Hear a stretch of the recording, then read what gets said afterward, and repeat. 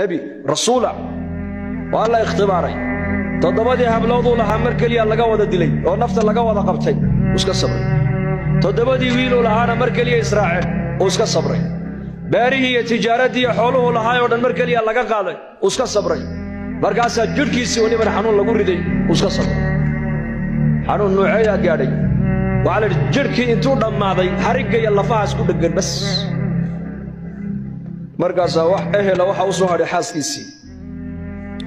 markaas qaraabadiisi ku yiraahdeen ama magaalada adigu nooga bax ama anagu aan kaaga baxno may ana inaga fududo inaga tagay ay tukubisay banaanka bay u saartay geed bay hoostiisa dhigtay 18 sano ay culimada qaar sheegaan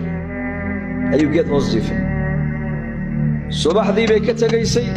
magaaladay u soo noqonayso dadkii u shaqeyn jirtay aqalada ka shaqeyn jirtay leeyahay wixii mushqaayad la soo siiyay intay soo ugu soo iibiso khubz ayay iyo idaam ayay markaa nabiga ugu keenin jirtay geedka hoostiisa markaas ay ku tiraada ayuubow xanuunkan halka ku gaarsiiyay in ummadii iyo dadkeenii ay banaanka inoo soo tuuraan nabi ducadiisa la aqbala ayaatahe ilaahay ma noo baridaha ka qaada xanuunkan oo dadka ku dhex noqonay markaa buu ku yiraahdaa 70 sano barwaaqo ku soo jirnay ma inta yar baan u adkaysan kara laanahay buu barwaaqadii buu xasuustay isagu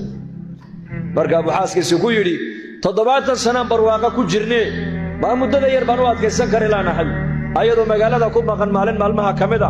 labadii dad isaga ugu dhaweeday qaraabadiisa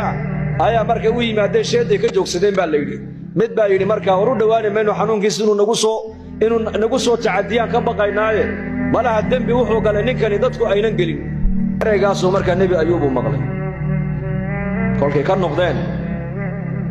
ayuu gurgurtay dadna meeshuu ku xaajoonay markuu ku soo xaajooday geedkii uu ka yar dhaqaaqo xaggaa buu uga dhaqaaqay halkaa buu markaa ku ducaystay baa la yiri ducadii salawaatan quraanka ilaahay noogu sheegay fi suurati al-anbiya wa idh nada wa ayyuba idh nada rabbahu anni massani ad-durru wa anta arhamur rahimin ayyub alayhi salam rabbigiibu u dhawaaqay oo rabbigiibu la munaajoodo u qayla